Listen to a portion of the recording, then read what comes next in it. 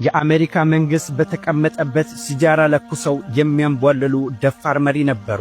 ልክ እንደ ኢራኑ መሪ አያቱላህ አሊ ካሜኒና እንደ ኢራቁ ሳዳም ሁሴን ሁሉ ይህም ሰው ለየትኛውም ሀገር መሪ አይንበረከኩም። የአረቡ ዓለም ዘብ ጠባቂ የ42 ዓመቱ የሊቢያው ፕሬዝዳንት ኮሎኔል መሐመድ ጋዳፊ ምንም እንኳን ሊቢያንና የሊቢያን ህዝብ በዓለም ኃያልነት ከፍ ያደረጉ ደፋርና ዘብናና መሪ ቢሆኑም መጨረሻቸው ግን አሜሪካ እጅ ላይ አድርጎታል። ከተደበቁበት ቱቦ ውስጥ እንደ ውሻ ተጎትተው አናታቸውን በጥይት ተበርቁሰው ነው የተገደሉት። እጃቸው የጎረሱና የበሉት የሊቢያ ህዝብም አሜሪካ በነገረችው የተሳሳተ ፕሮፓጋንዳ ተሸውዶ የሚሞትላቸውን መሪ በድንጋይና በዱላ ወግረው በአደባባይ አዋርደው ገደሉት። እዚች የአሜሪካ ሥራ ምንኛ ክፉ ነው!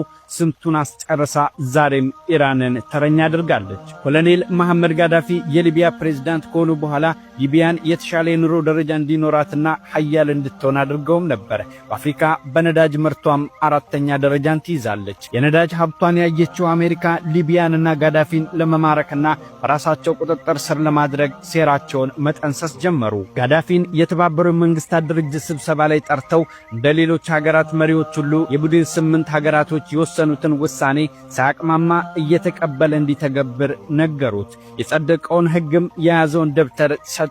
አያሉ መሪ ጋዳፊ ግን ገና ርዕሱን ሲያነበው ነገሩ ገባውና ሊቢያንና የመሪዋን እጅ ጠምዝዘው እንደፈለጉ ለማድረግ እንዳሰቡ ገብቶታል። ከፊት ለፊታቸው ቁጭ ብሎ የዓለም መንግስታት በተሰበሰቡበት ሁሉ መሃል አዳራሹ ውስጥ ሲጃራውን ለኩሶ ማጨስ ጀመረ። ድፍረቱ ያስደነገጣቸው መሪዎች ተገረመውበት ማንም የተናገረው አልነበረም። ይባስ ብሎ የተሰጠውን የሕግ አንቀጽ የያዘውን ደብተር በመሪዎቹ ፊት ቀዳዶ ወረወረው። 15 ደቂቃ ብቻ የተፈቀደለትን የተባበሩት መንግስታት ድርጅት የንግግር ቆይታ ማንም አያስቆመኝም ብሎ ለአንድ ሰዓት ከ45 ደቂቃ ያክል የአውሮፓ መንግስታትን ሲሰድብና ሲዘልፍ ሰዓቱን ፈጀው። ይሄኔ አንጀታቸው እርር ድብን ያለው የአሜሪካ መንግስት ባራክ ኦባማና የፈረንሳዩ መንግስት ይህንን እብድ ሰውዬና ያችን ኃያል ነኝ የምትለውን ሀገር ድምጥማጧን ማጥፋት አለብን ብለው ወሰኑ። ኦፕሬሽኑንም ጀመሩ። በአየር ላይ ጥቃት ሊቢያን አፈራረሷት። ጋዳፊንም ማሳደድ ጀመሩ።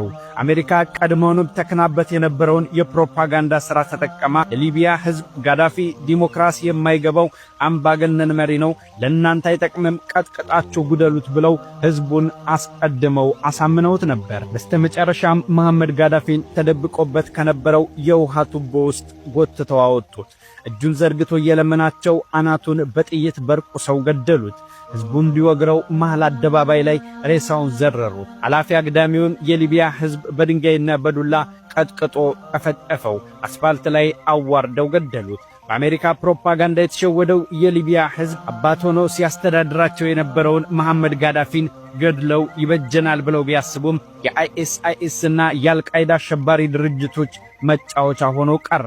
ሊቢያ ዛሬም እንደፈራረሰች ነው። ህዝቧም እንደተሰደደ እንደተገደለ ነው። የአረቡን ሀገር አንድ አድርጎ ለመግዛት ያሰበ የትኛውም ኃያል መሪ የመጨረሻው ዕጣ ፈንታ በሴረኛዋ አሜሪካ መገደል ነው። ይህንን ተግባሯን ልታስቀጥል ዛሬም በኢራኑ መሪ አያቱላህ አሊ ካሜኒ ላይ እጇን ቀስራለች። ምንኛ ክፉዋ ሀገር ትሆን አሜሪካ!